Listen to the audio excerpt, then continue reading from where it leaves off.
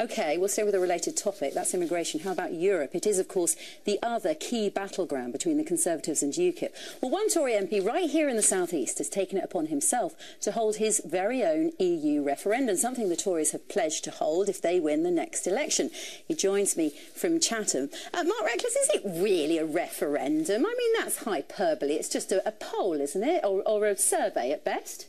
Well, we're giving every constituent in the Rochester and Stroud constituency a chance to vote, and it's an all-postal ballot. We've used an independent company to get those ballots out to every household in the constituency, and we're getting thousands of them coming back. When are we going to see the results, Mark?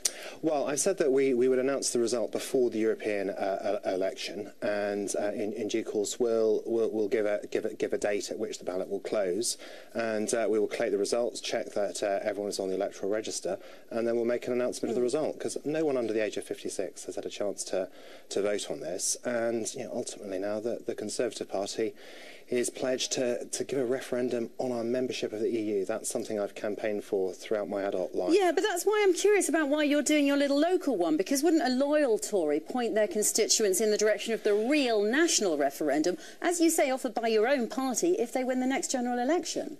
Well, all Conservatives, we voted in Parliament for a bill from James Wharton, a private member's bill, but we all got behind it as a party. Basically 300 of us are coming in Friday after Friday to vote that referendum bill through the House of Commons, unfortunately then talked out by Labour and the Liberal Democrats in the House of Lords, because they want to stop people having a say. That's politics, so it's history now. And I refer you back to the idea that shouldn't you be saying to your constituents, it's OK, you're going to get your say if you vote Conservative at the next election. That's what a smart, loyal Tory would do, isn't it? Well, as Conservatives, we will do everything we can, and we will keep working until we deliver this referendum to the British people. I hope that when we have the next private... Well, you just got to win the next election. That we'll get another chance to legislate for it in this Parliament. If we have a majority, we will deliver that in our referendum, and I basically just want my constituents to have a chance to have a say. They're going to have that chance with that referendum. If people haven't returned the ballot yet, I'd urge them to do so. And frankly, we just deserve a choice. Do we want to be part of But your referendum's not going to make any difference. Or do we want to be an independent country? OK, if, as you suspect, your constituents tell you in this poll that they don't want Britain to be in Europe, then the next logical step is for you to tell them to vote UKIP, because that is the only way to guarantee they get what they want.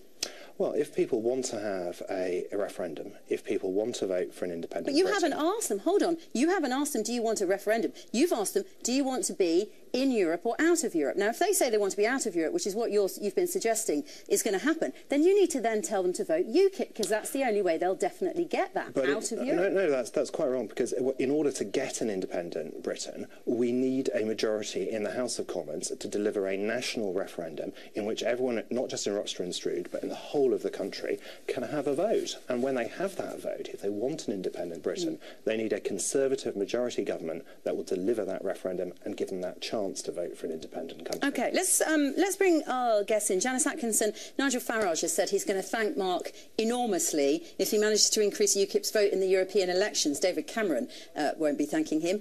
Do you want to thank Mark Reckless for what he's doing? I know Mark, and I think he did this before, and I commend him, and we were both better off outers. When I was in the Conservative Party, I belonged to Better Off Out as well.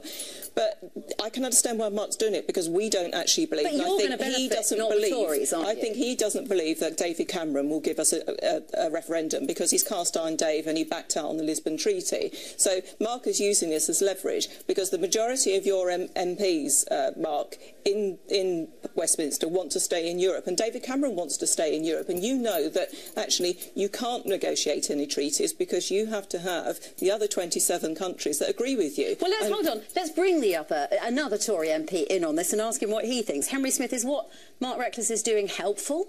Yes, I think it is, and I think it's... Helpful to whom? Because it looks like it's to me. It's helpful to UKIP. Well, I think it sends a clear message that Conservative members of Parliament want to have a referendum on our membership of the EU, and the only way to achieve that will be to return a Conservative government. Sadly, I think if people vote UKIP, what will happen is it will split the vote largely on the centre-right, and we will have either a Miliband government or, imagine this, a Miliband government with Nick Clegg still as Deputy Prime Minister, and in that case, in terms of Britain's interests, they would be completely ridden roughshod over. The difficulty is, and you two are making this even more clear here, is that the voters are not clear on what the Conservatives think and say about Europe. UKIP's position couldn't be clearer. The Liberal Democrat position couldn't be clearer. So would you, Henry Smith, like to encapsulate in a sentence for us what the Tory party thinks and says and does on Europe? If there is a Conservative win in the general election in May 2015, there will be a referendum on our membership of the European Union. What would you vote? And personally, I would vote to leave. You would vote to leave? Yeah. So you're with Mark. So why not offer your constituents the same sort of referendum ballot survey, whatever you want to call it, that he's offering them, would you? Mark's Conservative Association is far more flush than mine is. Unfortunately, I can't afford it. How much is it costing you, Mark? We reckon it's going to depend on the turnout until we know exactly, but around £5,000. And if there are any big donors out there who like to leave the EU or want to see a referendum, perhaps they might support Henry having a referendum in Crawley as well. Thank you, Mark. OK. Janice, let's come to you on the European elections. Your party has already made huge inroads at local elections, particularly in Kent, when you think about the Thanet area and you think about being the official opposition on KCC. When it comes to a general election, you're no sure thing then, are you? But that's when we are going to see whether or not you're just a repository for people's protest votes at the European and local elections. Well, what we've proved is if you vote UKIP, you get UKIP.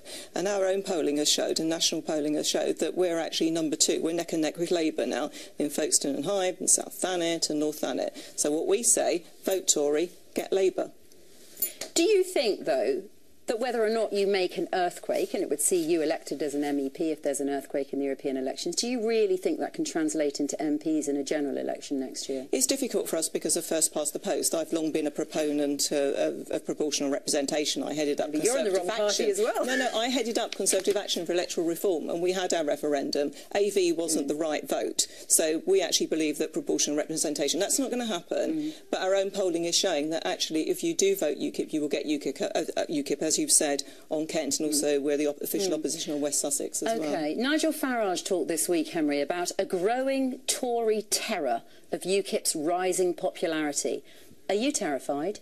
You know, what I'm concerned about is the future of this country, and what I don't want to do is deliver this country to Ed Miliband and Nick Clegg, who will ensure that there is no say for the people on our future membership of the EU. Not terrified of UKIP, and would integrate more.